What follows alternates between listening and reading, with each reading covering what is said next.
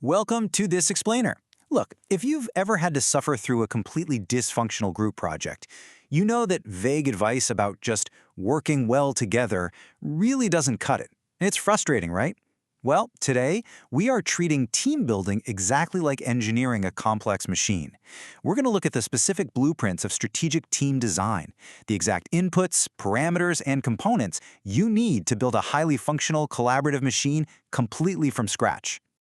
So here's our blueprint for today. We'll be looking at groups versus teams, the 3 levels of interdependence, the ideal team size, 10 essential team roles, and finally, designing for team success. Let's get right into it. Part 1. Groups versus teams. Okay, we need to break a common misconception right out of the gate. People toss around the words group and team like they're the exact same thing, but structurally, they're totally different. A group is really just a collection of individuals. Think of them like marathon runners. They might train together, maybe they run at the same pace, but ultimately they cross that finish line completely independently.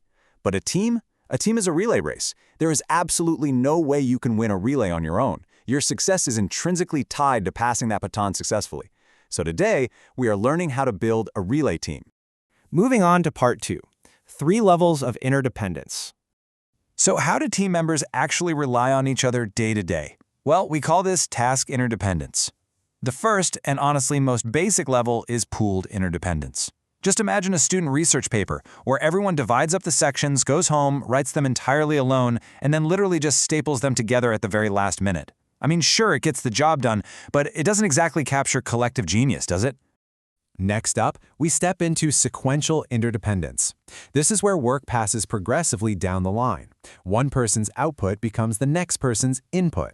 So for our students, the first one writes the intro, the second one reads it to write the findings, and the third uses those findings to write the conclusion. It operates exactly like an assembly line. And finally, we hit the absolute highest level of reliance, which is reciprocal interdependence. If those students want to guarantee an A+, they aren't just passing work down a line. No, they tackle every single phase together simultaneously. Information is constantly flowing back and forth to make sure they capture the absolute best ideas at every single stage. And actually, research shows that self-managing teams are most effective when they're operating at this highly interdependent level. All right, Part 3, the ideal team size. Now, we've all been trapped in those meetings where there are simply way too many cooks in the kitchen, right? It's chaotic. Well, decades of research actually point to a magic threshold, and that number is exactly 10.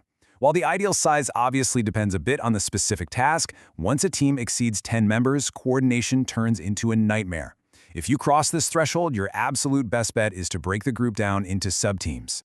The math behind why those larger teams struggle is honestly fascinating. Check this out. In a small 3-person team, the least active member still speaks about 23% of the time. That keeps things relatively balanced. But jump up to a 10-person team, and the least active member's participation plummets to a really shocking 3%. You are essentially losing the insights and the cognitive diversity of that person entirely. They're barely even in the room. Which brings us to Part 4, 10 essential team roles. Now we're going to zoom right in on the specific gears of our machine. Studies actually show that teams perform significantly better when members are explicitly aware of their roles. Extensive organizational research has identified 10 key roles, neatly categorized into 3 functional buckets. We've got task roles in green, social roles in yellow, and boundary-spanning roles in orange. And to really thrive, you absolutely need a balance across all 3 of these. Let's kick things off with that green bucket. Task roles are all about driving production. First, you need a contractor to organize the schedules, a creator to constantly reframe those big picture goals, and a contributor to bring in the raw, hard expertise. But crucially, you also need a completer to actually transform those abstract ideas into real action. Plus a critic. And the critic is your necessary devil's advocate. Their entire job is to aggressively push back against team assumptions, so you don't end up making critical, easily avoidable errors. But here's the thing. A team focused solely on production is going to quickly burn out or just totally fracture. That's exactly why you need the yellow social roles to maintain cohesion. You have the cooperator proactively supporting teammates, the communicator fostering smooth collaboration, and the calibrator keeping the team on track. And I have to say, this calibrator role is absolutely vital for preventing catastrophic biases like social loafing. That thing where people subconsciously put in way less effort just because they know they're hiding in a group. And the final piece of the puzzle is the orange bucket, boundary-spanning roles.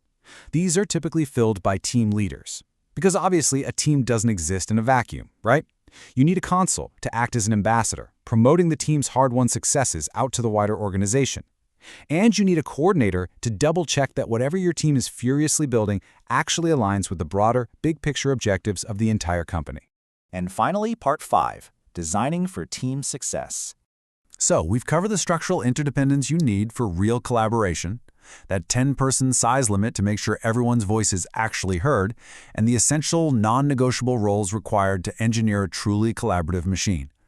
Tomorrow, take a hard look at your own professional circles. Are you effectively sharing the workload and actually filling these vital roles? Ask yourself, are you just a group of marathon runners running side by side, hoping for the best? Or have you actually engineered yourselves to seamlessly pass the baton? Thanks so much for joining this explainer. Now, go use these blueprints to build something great.